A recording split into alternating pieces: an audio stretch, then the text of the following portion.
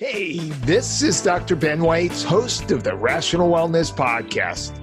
I talk to the leading health and nutrition experts and researchers in the field to bring you the latest in cutting-edge health information. Subscribe to the Rational Wellness Podcast for weekly updates. And to learn more, check out my website, drweitz.com. Thanks for joining me, and let's jump into the podcast. Hello, Rational Wellness Podcasters. Today, I'm excited to be talking about cytokine testing with Drs. Tom Fabian and Dr. David Brady.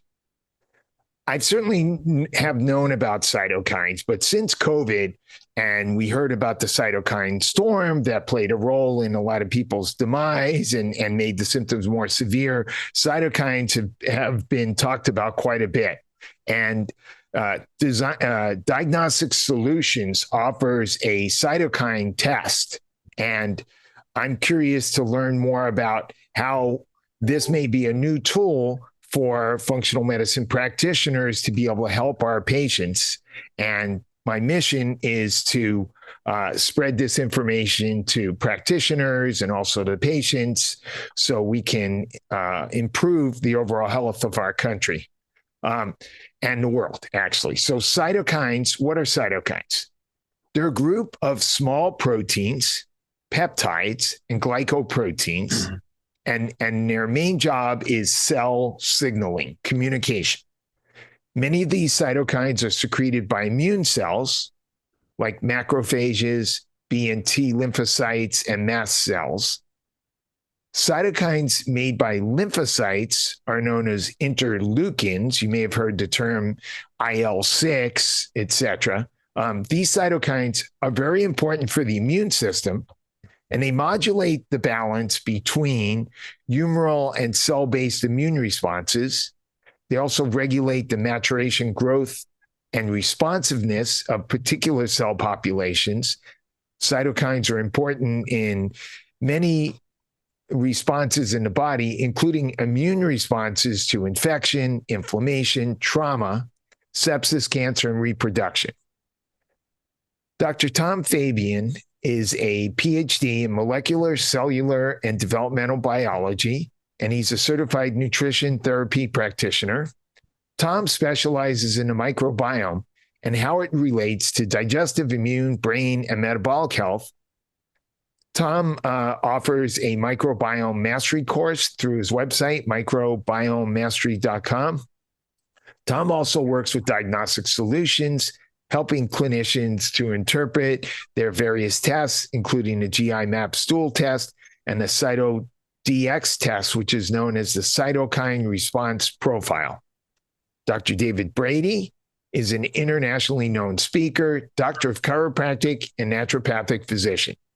He's also a professor at the University of Bridgeport, or at least I know he was at one time, and the chief medical officer for both Designs for Health and Diagnostic Solutions Labs, which makes the GI map stool test, which is my favorite stool test. Dr. Brady is a prolific writer, having published a number of scientific papers, contributed chapters to various textbooks, and he's written several books. And his latest book is The Fibro Fix, which was published in 2016. I recently listened to Dr. Brady give a very helpful presentation on how to treat patients with long COVID at the CASI conference in Orlando, Florida.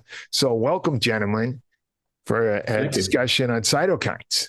Thanks, Ben. It's good to be back on your podcast. Absolutely. Thank you. I love having scientific discussions. Tom, maybe you could start by giving a little more information about what a cytokine is. Why should we care about cytokines? Absolutely. Yeah. So I think you gave a great introduction and overview. So these are generally small proteins. We tend to think of them as produced primarily by immune cells, and that is essentially their main function overall, is to promote different aspects of immune cell development, immune cell function, coordinate between the innate immune system, the adaptive immune system, and on and on. We all know that the immune system is fairly complex, and these play a really central role in essentially regulating those various functions of the immune system.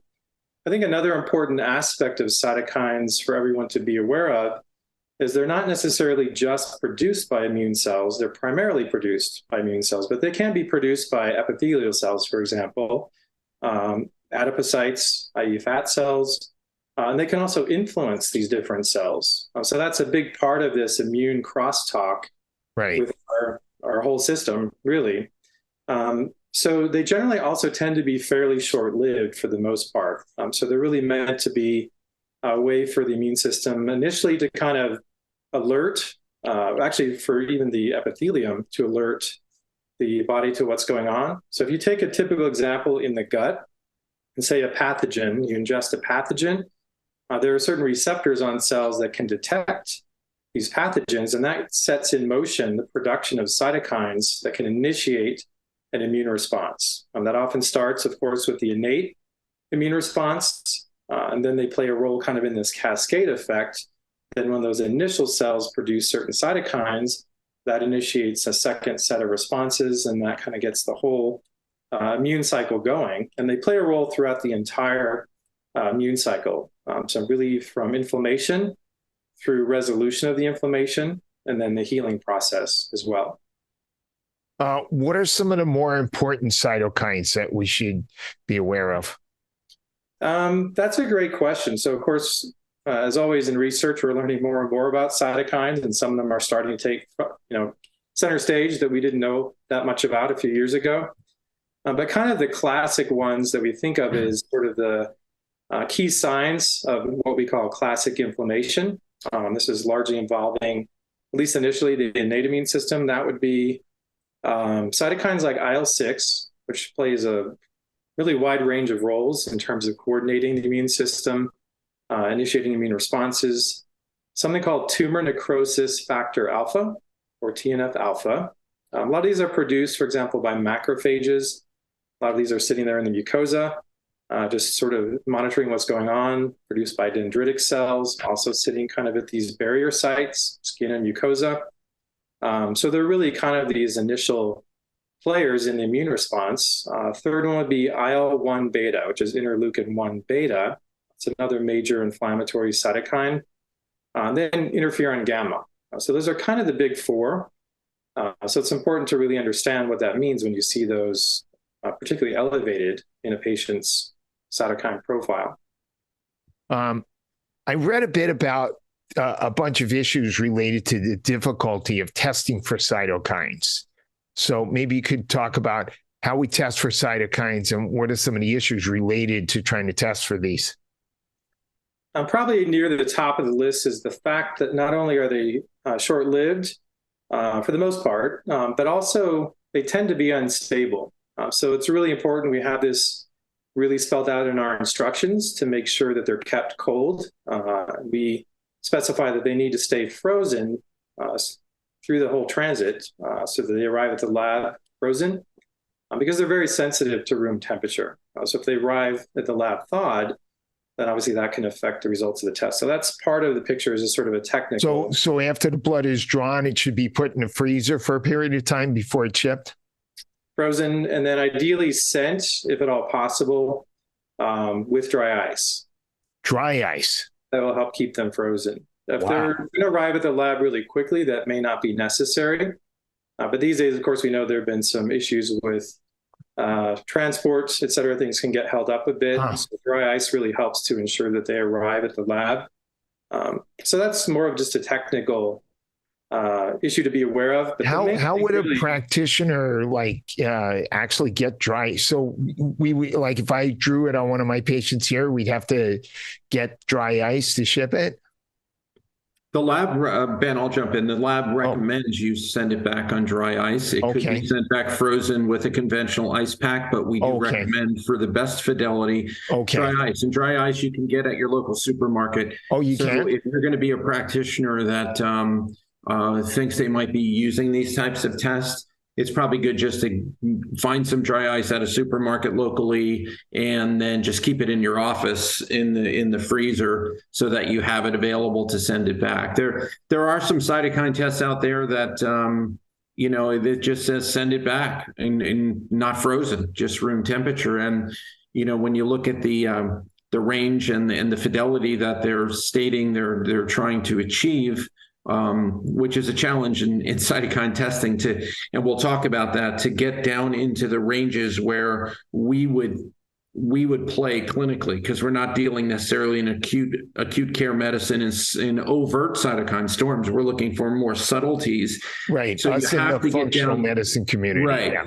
So you have to get down to a level of fidelity that makes sense for us trying to use these tests. And we think the best way, in fact, as far as our laboratory science people that really control the quality control and the methodology and really understand, how the sausage is made, basically on how to make these lab tests very, very reliable, suggests that it's just virtually impossible when you're sending it back at room temperature, that they're too fast to decay, they're too unstable at those types of temperatures. So while it is a bit of a hassle to do the whole dry ice thing, once you're used to doing those tests and you find out where to get it, it's not a big deal, but there is a barrier of entry. And the other barrier of entry for functional and integrative providers a lot is simply that it involves phlebotomy. It involves a blood draw and serum tests. So you can't do it in urine, and you can't do it in these non-invasive type of samples that people are used to. Yeah, we usually bring a phlebotomist in to do functional medicine testing. Right. I just didn't know anything about dry ice. It sounds scary. Maybe. Yeah, I know. I didn't know as much about it either until we were confronting this issue. And then it turns out it is very readily available, because people are sending, foodstuffs and things like that all the time. So it is more available than you would think. Sounds good. So what does looking at cytokines tell us, specifically about the immune system? And I guess we can tie in the gut microbiome as well. There's actually a lot to say there. David, do you want to go first? Yeah, I'll let Tom dig into the real granular side of things in the science side, because he's more knowledgeable than me about that kind of stuff. I'm just a clinician. But, from a clinical standpoint, if you remember back, first with me, first it was in chiropractic school, then it was in medical school, you learn immunology, you learn about all these cytokines, right? And you learn everything that we said in the opening.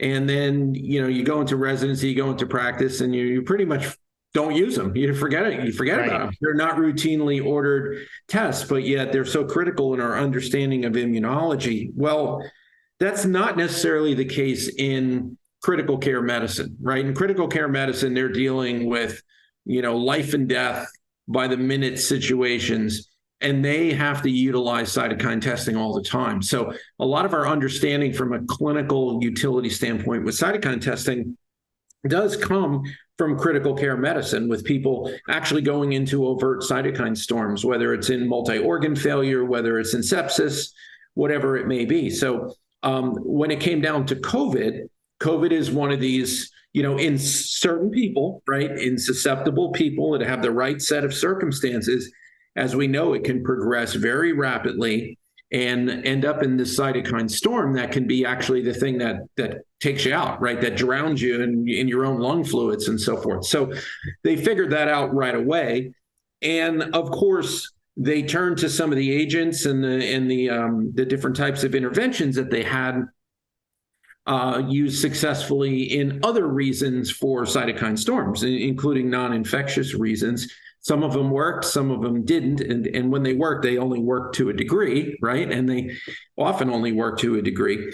But, what we were able to learn from that experience is that, listen, if they can use them when, the fire alarm's screaming, right? And it's really, really a serious situation, maybe we can use those in another way in chronic care medicine or in ambulatory care medicine, even to try to fundamentally determine where does someone's immune system, where's it sitting from the standpoint of how inflammatory is it, how activated is it, how imbalanced is it, and what the cytokine testing can tell you, particularly if you get away from just looking at one cytokine in isolation. When you look at sort of groupings of them, there's sort of a bucket of what we would consider pro-inflammatory cytokines and a bucket of cytokines that we would consider anti-inflammatory calming cytokines. And we actually group them in that way in our tests so that you can see, hey, I got a whole cluster of inflammatory ones that are above the normal situation you see in a normal person, right? Person without overt disease or any obvious reason that would be driving the cytokines to be elevated. And then you can look at what is their status in the ones on the opposite side of the seesaw. And you can kind of, start getting a picture in a more objective way of your patients, in addition to, what they come in and tell you, oh, my joints are inflamed, or my ulcerative colitis is flared up, or I have long haul COVID symptoms. Well, that's very valuable information, but wouldn't it be nice to be able to actually baseline them and get sort of where they are on this seesaw of inflammatory, anti-inflammatory immune balance, and then be able to, from there, figure out what you're going to try to do to help them, and you intervene in whatever way, whatever your therapeutics may be, and then serially assess them downstream. So you can monitor, hey, are their symptoms getting better? Are they saying they're feeling better? Are other maybe standard laboratory serum markers, functional markers, metabolomics, things like that, are they changing in a positive direction or not? But you can also come back to cytokine testing and see, are they indeed now less inflammatory and less of an inflammatory stance than they were before I started?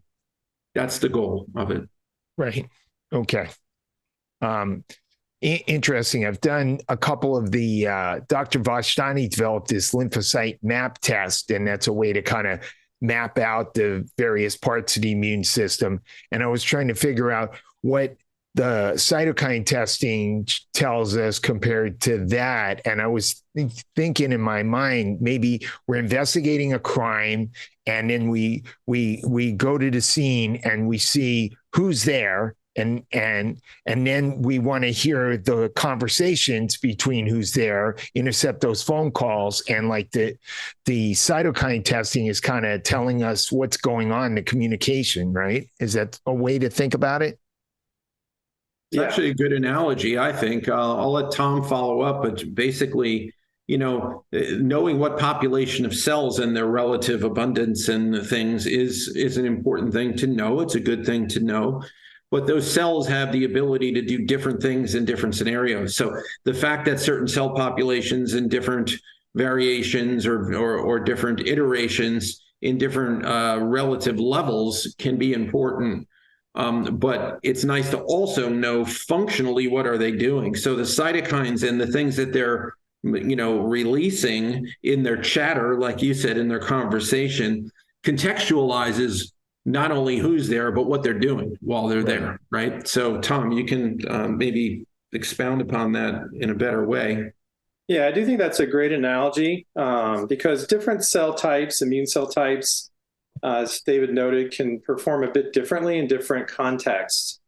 Kind of the classic example, sort of an extreme example, would be like macrophages. We know there's pro-inflammatory and anti-inflammatory macrophages that have totally different roles, even though it's the same cell type.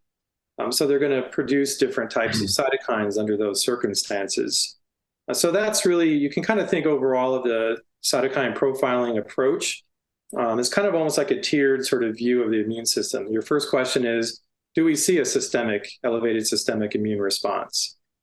So that's important to know because sometimes you can just have a local issue, local infection that's not really at the level that's going to impact things systemically. So you're not going to necessarily see a significant signature in serum. But if you have a big enough immune response, say in an autoimmune flare, for example, we see this all the time in various autoimmune diseases, infections, et cetera, inflammatory scenarios, you can certainly often see a pro-inflammatory response. So that's kind of the next level is, do you see a generally pro-inflammatory response? And then what are you seeing with this sort of compensatory anti-inflammatory response? We know from research, and we see this clinically, that you can have an extensive pro-inflammatory response, but not a sufficient anti-inflammatory response to kind of bring that back down. That's really kind of the idea. You think of the classic infection, you want that immune response to ramp up, deal with the infection, and then you want the anti-inflammatory part to kick in and help bring things back down to homeostasis.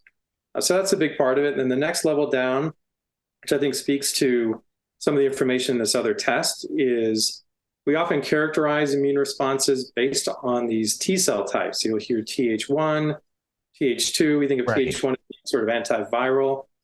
chronic inflammatory scenarios, autoimmune conditions. Th2 is sort of more the allergic type scenario typically, although there's some nuances there. You can often see a characteristic pattern with that. We definitely see that with, for example, type 1, type 2 diabetes, inflammatory bowel disease. You're going to see oftentimes those predicted patterns that we know from research. So it helps you sort out sort of what the details of that response is, especially important for patients that have multiple things going on. I've reviewed cases for patients that had multiple conditions. So sometimes it's a little bit hard to understand what's going on. You look at these cytokines, you can see what's the overall picture here. What's elevated? Is that their innate immune response elevated? Is it their adaptive? And then you can start to piece it out from there.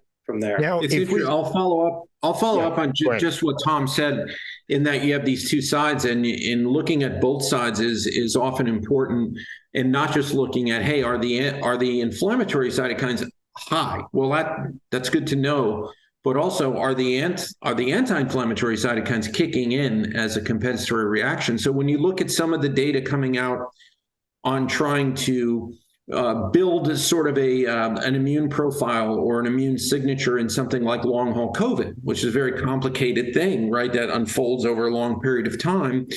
Various studies have come out. There was just one I presented at CASI, Ben, was from mucosal immunology, and it was looking at truly a sticky imprinting of an aberrant immune response or an immune signature 5 months, 6 months, 8 months after you had acute COVID. And this is multiple papers showing this.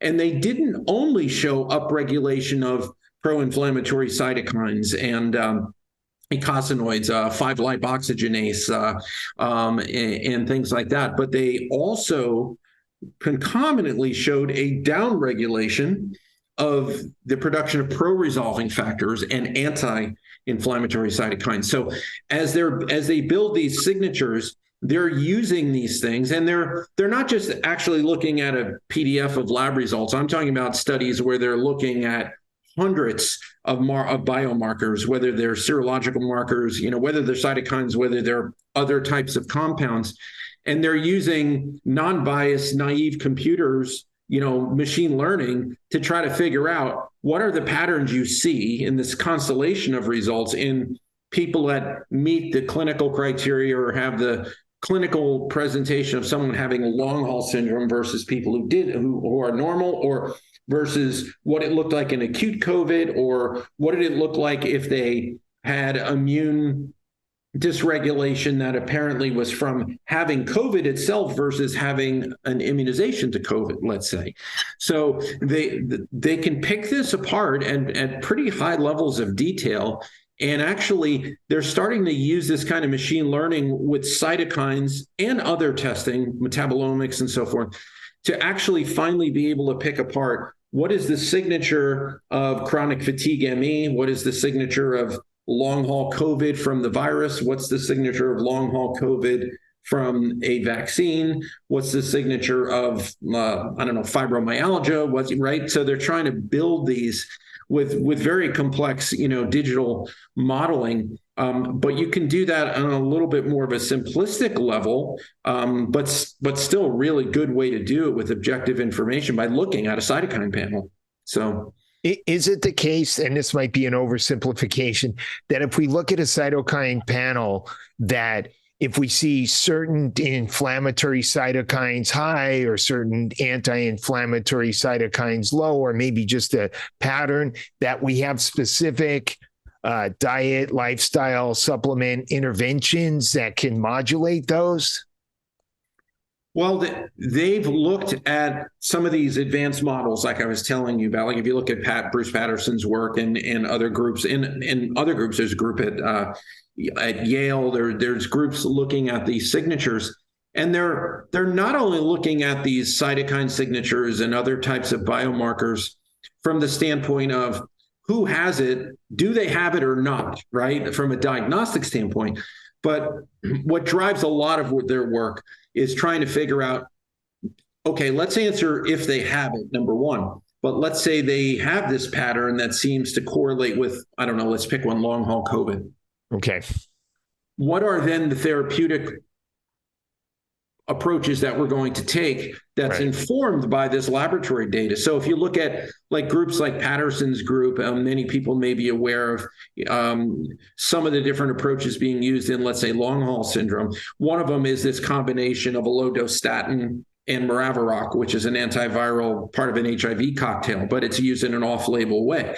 And it's a combination of a low-dose statin and Maraviroc. And the reason they didn't just pick those agents out of thin air. They picked those agents because they have specific modulating effects on the precise cytokines that they found elevated in the signature of those patients. So like Maraviroc, for instance, will downregulate CCL5 or RANTES, and that's one of the cytokines that has been most correlated, not the most correlated one when you look across the broad literature, but it's the one that, for instance, Patterson really honed in on early, that this RANTES CCL5 was elevated, like I believe it is in HIV, and he comes out of HIV research world. So it makes sense. He applied an agent he knew from the HIV work to downregulate RANTES or CCL5, and it has some value in long haul COVID. It's not a panacea; it doesn't just fix everything, but they're not only trying to figure out what kind of testing can we do to answer the question: do you have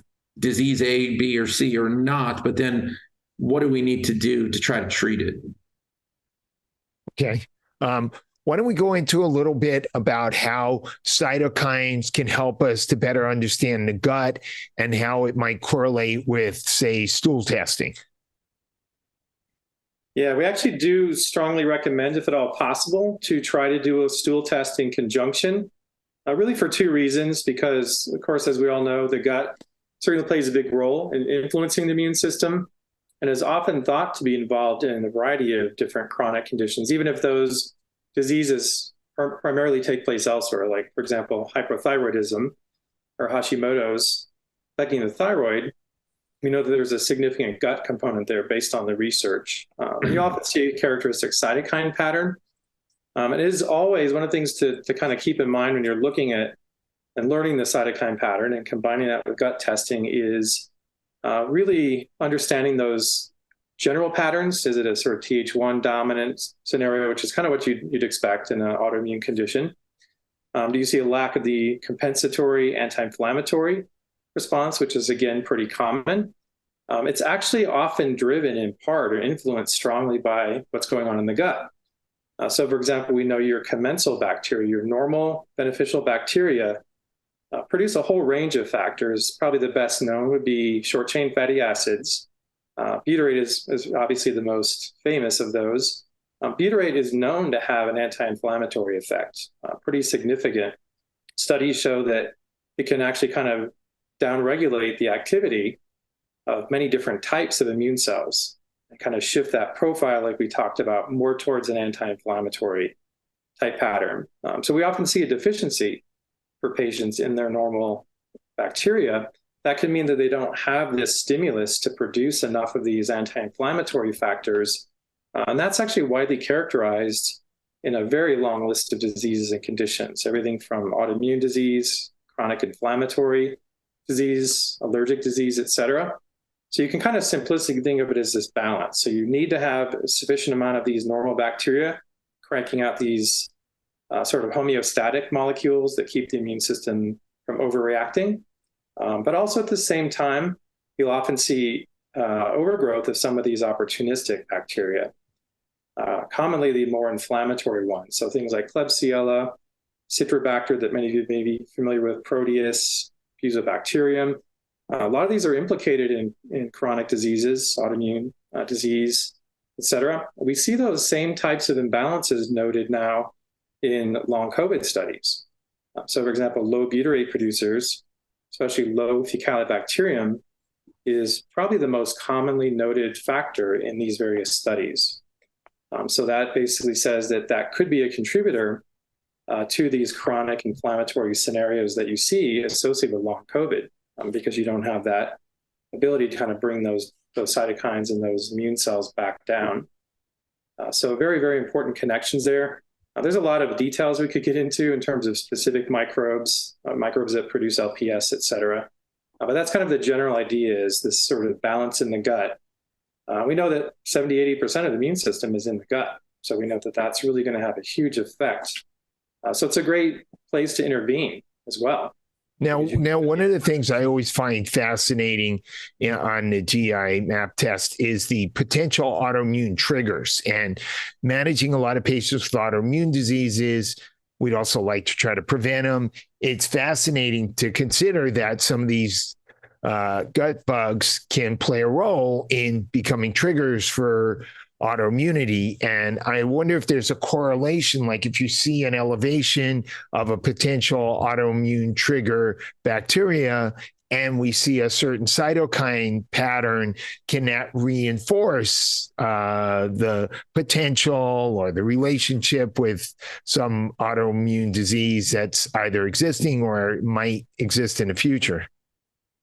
Yeah, I mean, there's different levels of linkage in some of these organisms. Like if you look on a GI map, you'll see there's a section, I think, on the latest revision of the test. If I have one here, what do we call it?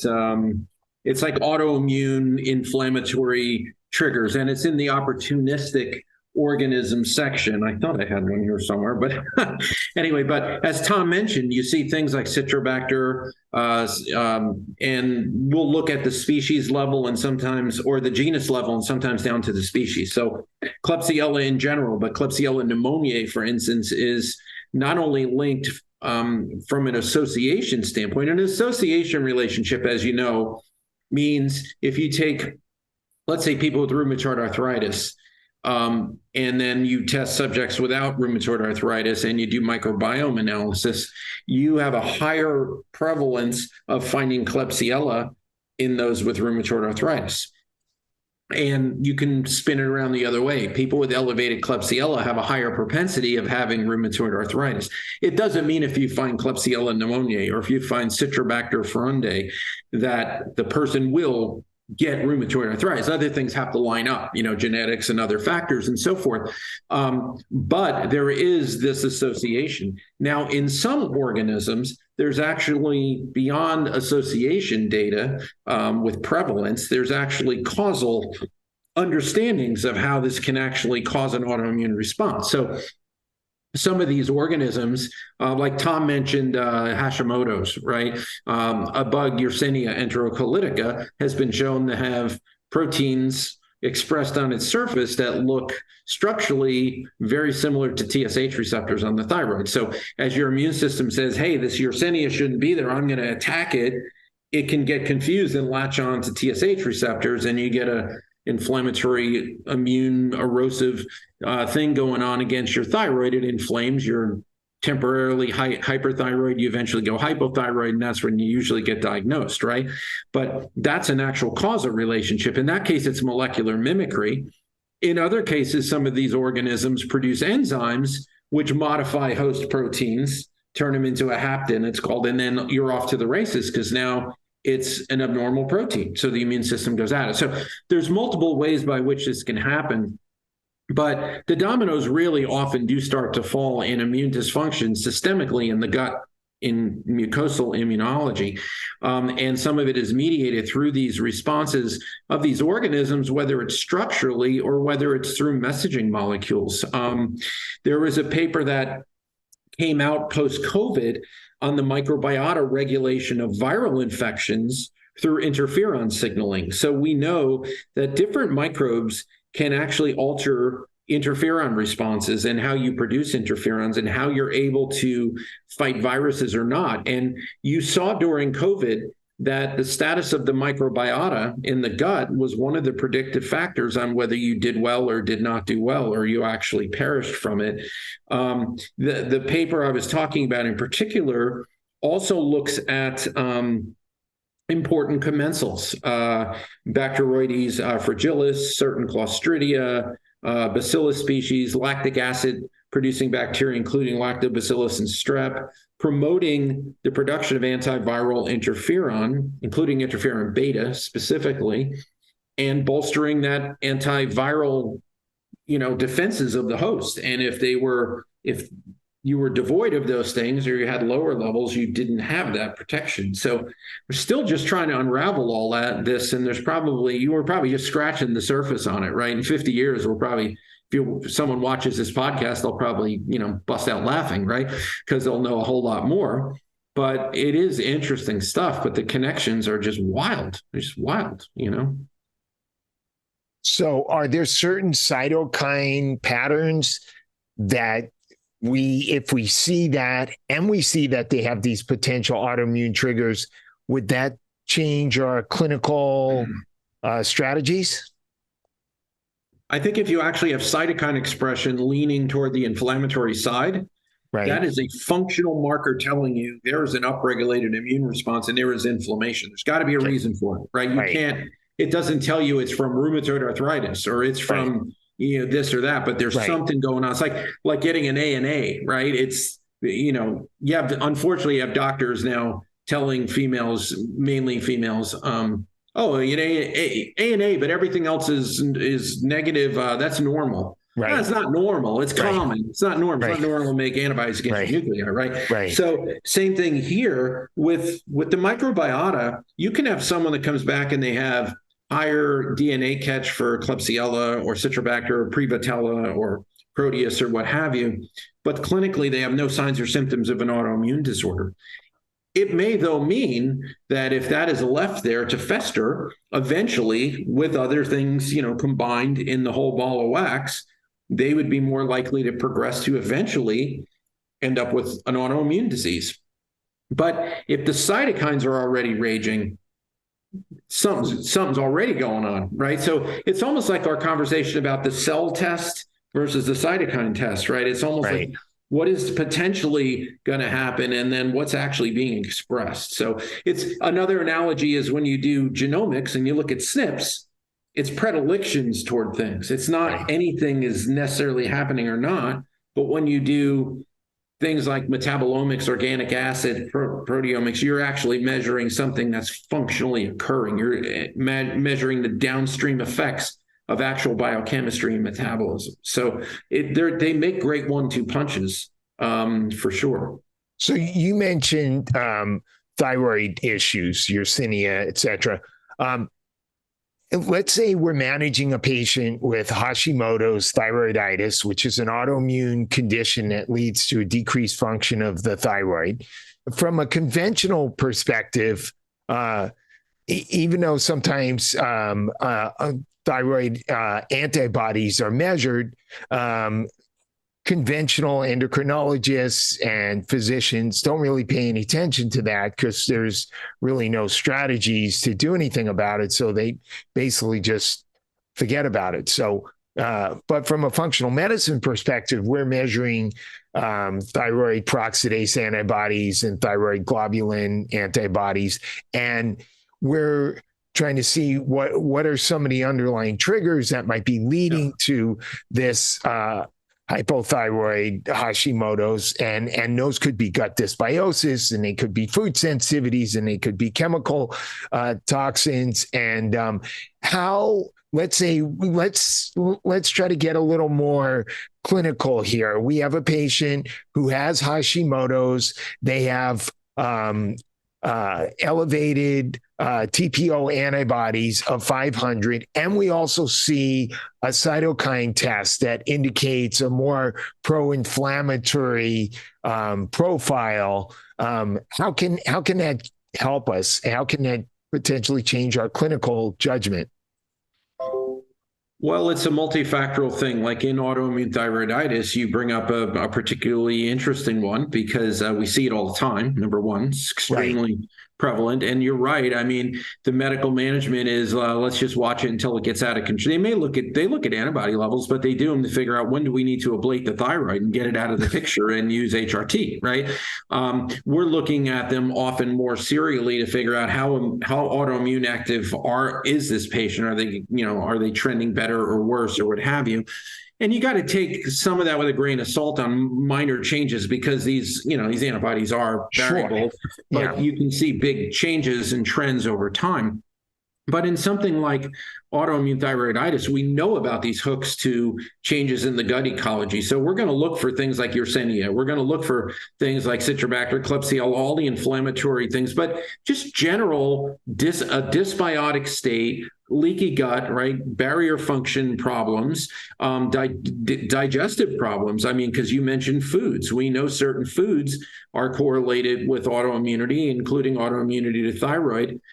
Great people with Graves and Hashimoto's have about 20 times the rate or I should say it the other way around. So, for instance, celiac disease patients who clearly have a problem with gluten, right? A major food peptide.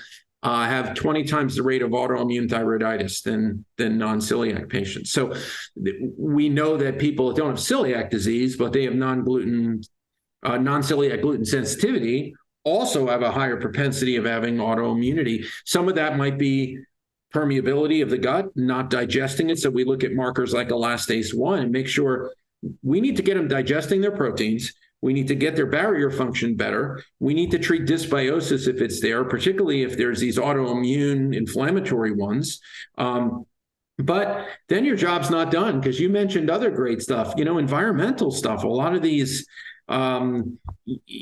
pesticides in flame retardants and all of that, they glob on thyroid receptors. Bisphenol A, et cetera, Teflon. And then viruses. I mean, probably the most common triggers, Epstein-Barr reactivation. With long-haul COVID, tons and tons of thyroid autoimmunity that crops up, because one of the biggest things it does, and multiple speakers talked about this at Cassidy reactivates EBV. Right. So if your EBV is reactivated, or CMV, or any of those ubiquitous, stealth viruses, it can drive an autoimmune response. They love to hang out in the thyroid, and it's called the bystander effect, right? They go to the thyroid to hide out, and then the immune system attacks them there, and the thyroid gets obliterated because it's the battlefield, essentially. So it's interesting, but the more ways you have to triangulate on this and look at objective markers, it can push you toward the right types of therapeutics. Let me bring up another case on the same thyroid topic. Let's say we have a patient who has what some people call subclinical hypothyroidism, meaning the person has an elevated TSH, maybe their T3 and T4 are within range, and they have elevated antibodies. And the question is this somebody who should have an intervention? Does this person need to take thyroid hormone? At what point? And let's say we see a pro-inflammatory cytokine pattern. Does that change the way we might handle this patient? I don't know. Tom, do you want to go first, or me? I can give you my clinician's perspective on that, but if you have anything first. Basically, just because we do see that gut immune connection so often, if they're not quite at the point where they necessarily need the typical clinical treatment, they don't have meet the criteria for the outright disease. Obviously, you can often still see some of the underlying causes starting to trend out of balance. That really is where focusing on the gut is very helpful, because you can typically see in many of these scenarios, and a lot of people run GMAP just from more of a preventative standpoint. So you can start to see some imbalances already in people that may be preclinical, subclinical, et cetera. So I think it can give you really valuable information and specific targets that you can act on, particularly based on the gut testing. Yeah, I think you got to clean up all the stuff we already talked about in that scenario. If they don't have overt medically defined primary hypothyroidism, so let's say they don't have fatigue, they don't have weight gain, their T4s aren't overtly low, their TSH isn't above the normal, but we know those are wide ranges, right? You got to be pretty screaming hypothyroid to have your TSH go above the range now, but we see them up in the 3s and in the 4s. The T4s are hanging in the normal range. They're usually midpoint or lower, but then the T3 levels are way lower. So the total T3 and the free T3s are often right at the rock bottom of the normal range or even reported overtly low. And I have patients who are men where the TSH, maybe they're in their 60s or 70s and the TSH is even 7 or 8. And they're still their T3 and T4 is in a normal range. Yeah. Well, in those cases, if their TSH is really high, but all their hormone fractions are within the normal range, find out where they are in the range. Are usually in the lower end of the range. And I would look at their autoantibodies. This is a phenomenon you see much more in females, biological females, than males. And there's various hypotheses why that is, that involve estrogen receptors, that involve a lot of other things. The differences in the immune response of females versus males, because they have the potential to carry, the fetus, and they have to have a more dynamic immune system. But in the end, you clean up all those things. And, we all know the things from clinical nutrition on trying to promote, like the 5' deiodinase enzyme is what converts T4 to active T3, right? And its sister enzyme, the 5-deiodinase, will convert it to reverse T3, right? You can look at those balances and so forth. And we know that certain things suppress the deiodinase enzymes and imbalance them: cortisol, stress, steroids, things like that, but lots of environmental toxins. So you clean up everything you can, you do the best you can, you serially assess them. But if you have someone who clinically is hypothyroid, they're tired all the time, they're slow bowels or constipated, hair falling out, all that kind of stuff, body composition changing, you do everything you can to kind of rebalance it itself. But usually, if they're past a certain point, particularly if there's autoimmunity and they've had destruction of enough of the thyroid gland itself, and therefore its functionality, usually we're talking, usually a female, usually in like that 40s and up, right? Particularly if they're postpartum, they've had a couple of kids, all of a sudden, boom, the thyroid immunity hits like crazy, autoimmunity. Oftentimes they do need to optimize their metabolism and get them to feel like they didn't get hit by a truck. You often do have to, I think, top them off on the T3 side. With something with T3 or a combo T4, T3 kind of compounded HRT, just to optimize them in the normal range, never to make them too hyperthyroid, but you don't want them hanging right down on the bottom of the ranges if they really feel bad. Caveat to that is do everything you can to self-correct them, but oftentimes you're dealing with someone that's tipped over that line where you're never going to get their metabolism optimized if you don't backfill the thyroid a little bit directly. Just to hit on the cytokine thing again, let's say we get a pro-inflammatory cytokine pattern. We take some interventions from a functional medicine perspective. We take out gluten and dairy and soy, etc. We clean up the gut.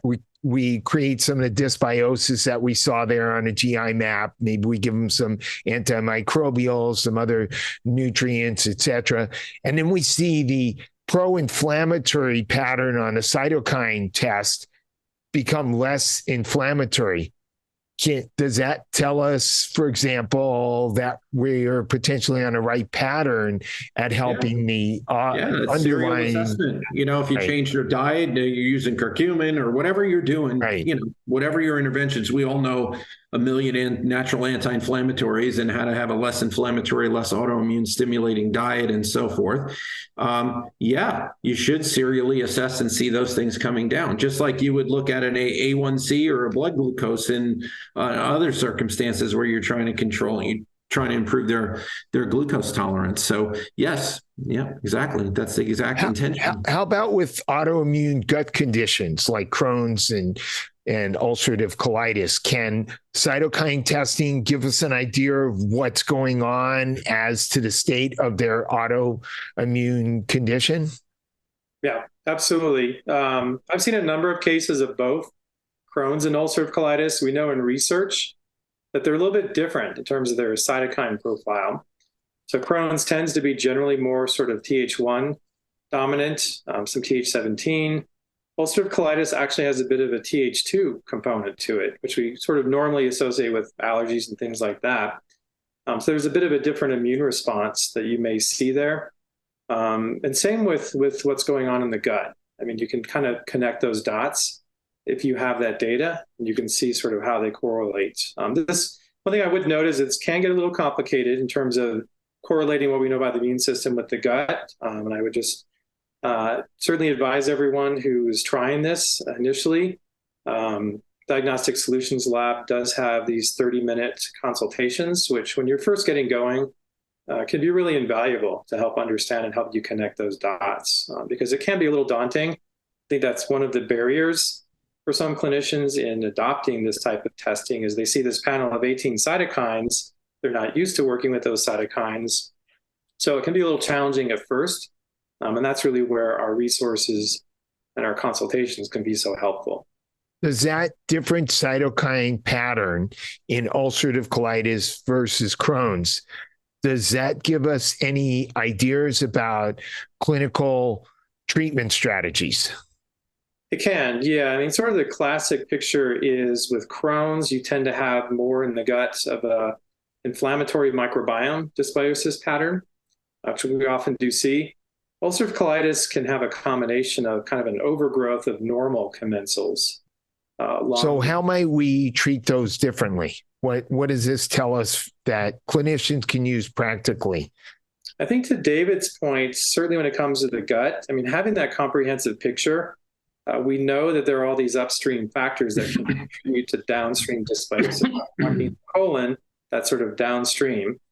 And optimizing digestion, for example, can be very important, especially for addressing that overgrowth type pattern. What do you mean by optimizing digestion? What does that mean? So, of course, when we think of digestion, sort of the common pieces would be stomach acid. Hypochlorhydria is pretty common.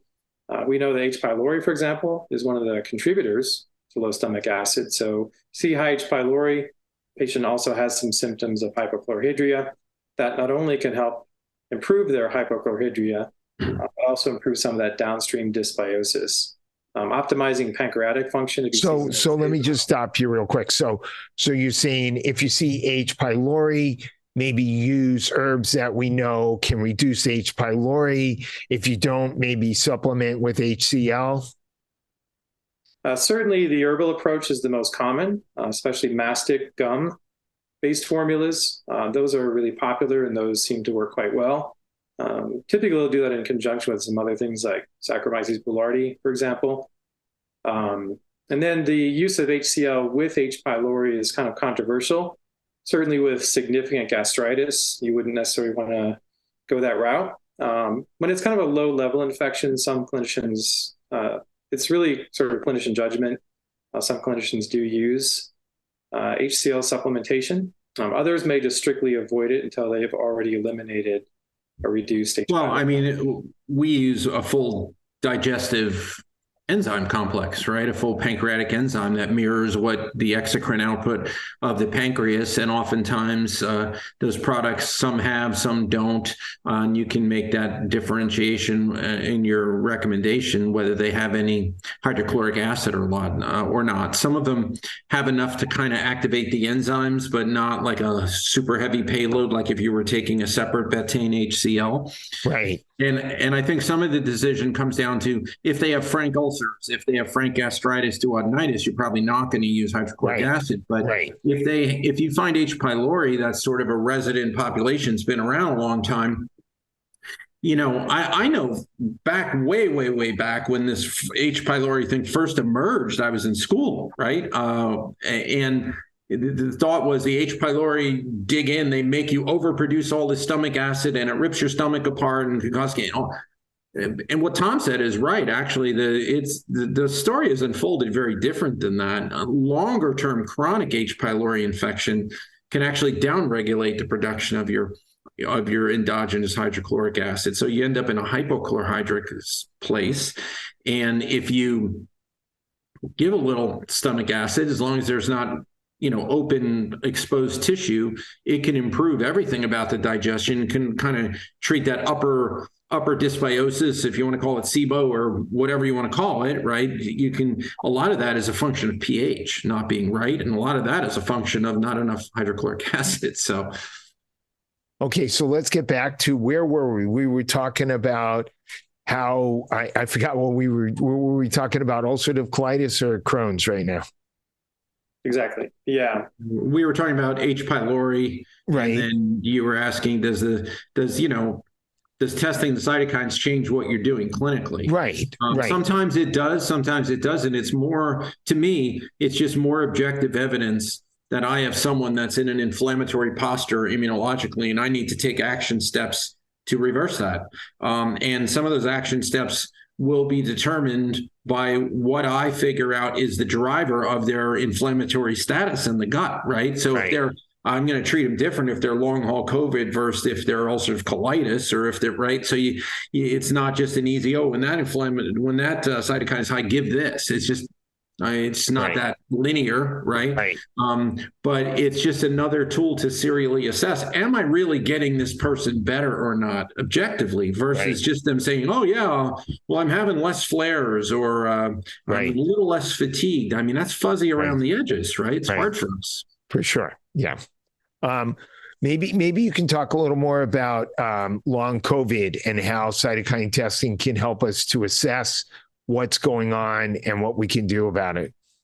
And I guess the new term that I've seen in some of these studies is post-acute sequela of COVID-19, PASC. Yeah.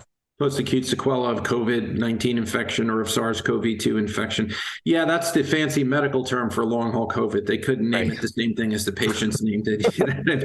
They have to have some fancy acronym that no one understands. So that's just medical ego at play, but it is what it is, right? So PASC is long-haul COVID. And, I mentioned some of this research that has been done by multiple investigative groups. At Cassie, we had Bruce Patterson. His group is one of the ones who've done that have tried to typify these, changes that occur in long-haul COVID patients, and actually even different variants of long-haul COVID patients. And they found, typical suspects, inflammatory cytokines like IL-10, IL-6, TNF alpha, TNF gamma, VEGF is another big one that they find, the RANTES or CCL5 that I talked about.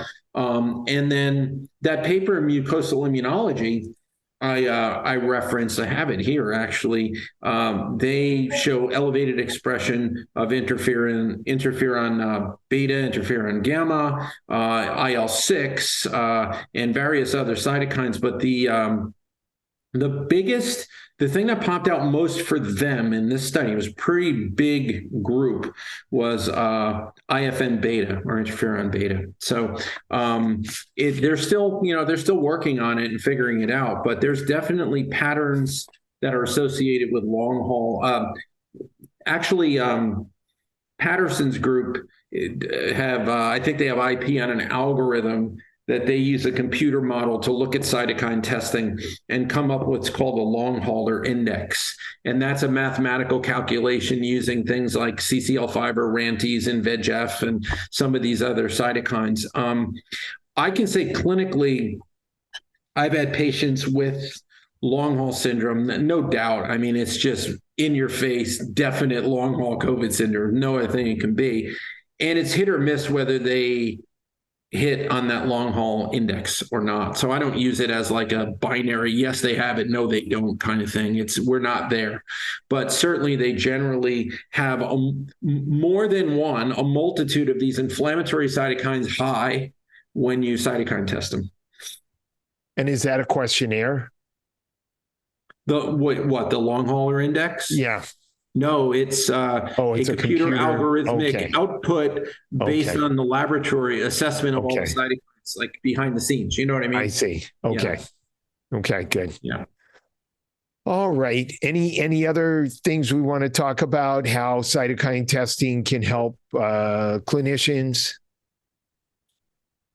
Well, I mean, a big part of the understanding of cytokine testing and what ended up turning into these commercial cytokine analyses and testing came out of, a lot of it came out of, like I said, critical care medicine, but also out of cancer research, because with precision personalized medicine in cancer therapeutics, where they're trying to phenotype the cancer and then give very specific agents that modulate the immune system in very specific ways based on the person's genetics and the cancer cell line's genetics.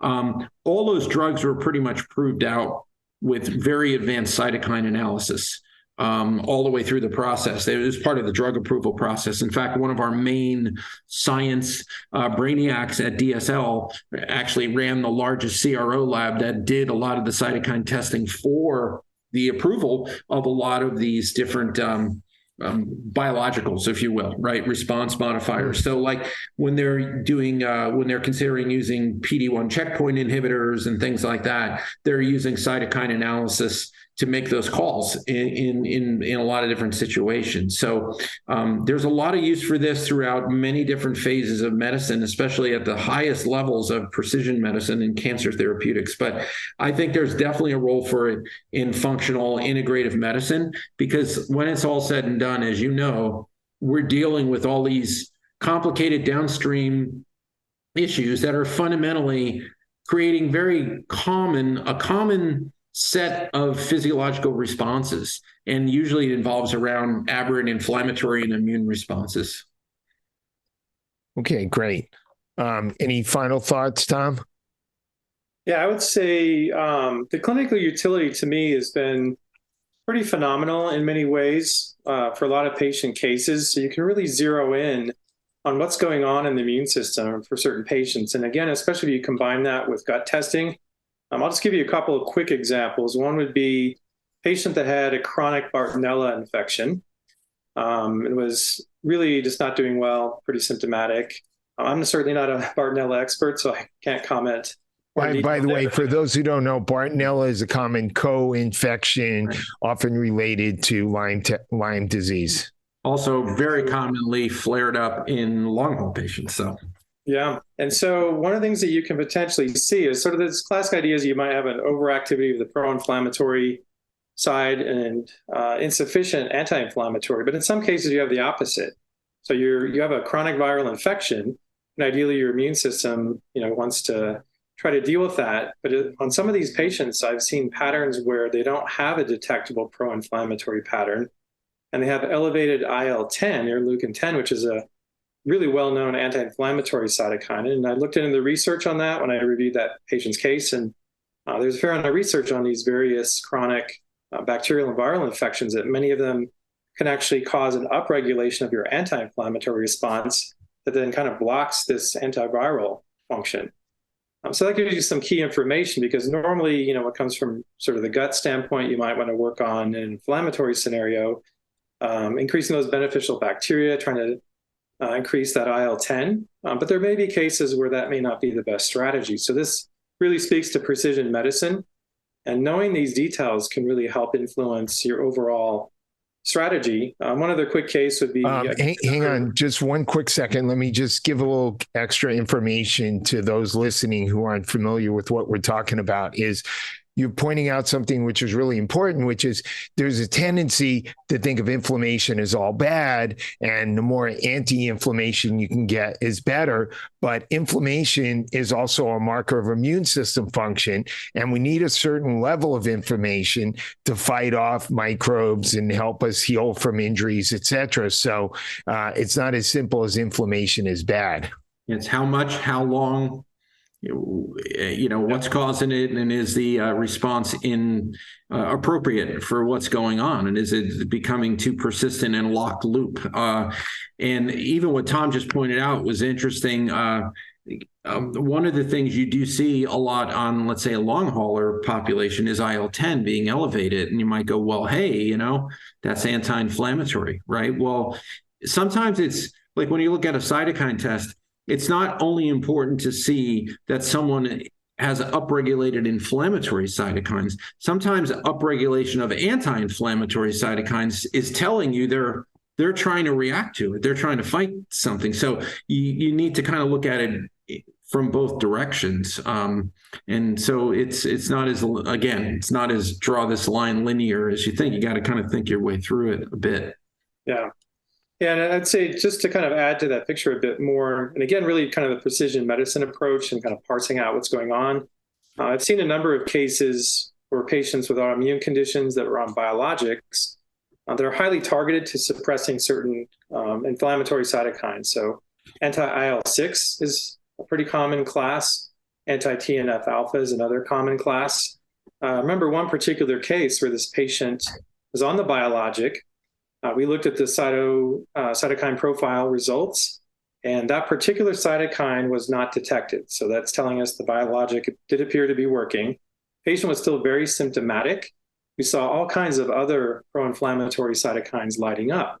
So that's telling us that that was effective in sort of a narrow way, but not really effective in generally suppressing that overactive immune response. So that gave the practitioner additional information that there's more work to do to try to find out what's causing this inflammation and what can they do to kind of complement this biological therapy. Or they might need an entirely different response modifying medication because it's just not hitting the optimal target. This brings up a really interesting example. Imagine that you're managing a patient with autoimmune disease who's on one of these biologics, and you do a cytokine test. It may be that that immune modulating drug is actually not working. Maybe that cytokine that's supposed to be suppressing is elevated, and you might actually be able to interact with their rheumatologist and say, hey, look, this interleukin-6 suppressing drug, actually their interleukin is elevated. They probably need a higher dosage of that, or maybe the opposite. Maybe they're taking too much. Using an IL-6 targeted drug, and they'd be better off with the TNF alpha. And right. You can show that on the cytokine analysis. And, while they may use this kind of testing in a very precise way in many cancer therapeutic situations, generally, I don't find that's the case in standard rheumatology. I think they're just clinically working up a patient, maybe doing rheumatoid panel or what have you, but not advanced cytokine testing, and then saying, well, we're just going to use the drugs we use, right? So we're going to try a TNF alpha, or we're going to try an IL-6. Well, they're not testing it to that level. They're just not doing it. That's really insane. Imagine that you were going to put a patient on a drug for diabetes, and you don't test his blood sugar to see if it's working or not. So this is, I think we just pointed out something that's really, really crucial for managing autoimmune patients. Yeah. Okay, great. Thank you so much, guys. Tom, why don't you tell us how clinicians can, these tests are available for clinicians, right? Correct. Yeah. Right. So you can either contact a functional medicine practitioner like myself. You can go to find a practitioner from the Institute of Functional Medicine. Or if you're a clinician, you're a practitioner, to tell us how we can order the cytokine test and the GI map stool test. So you can either call our customer service, so just go to our website to get the contact information. You can either fill out the form, call customer service. If you want just more information about these tests, we have a lot of great information on our website about the tests and specific information there on how to order. And if you're just kind of wanting to know a little bit more before you do place an order, we do have a lot of educational information that can help you sort of better understand the utility of these tests clinically.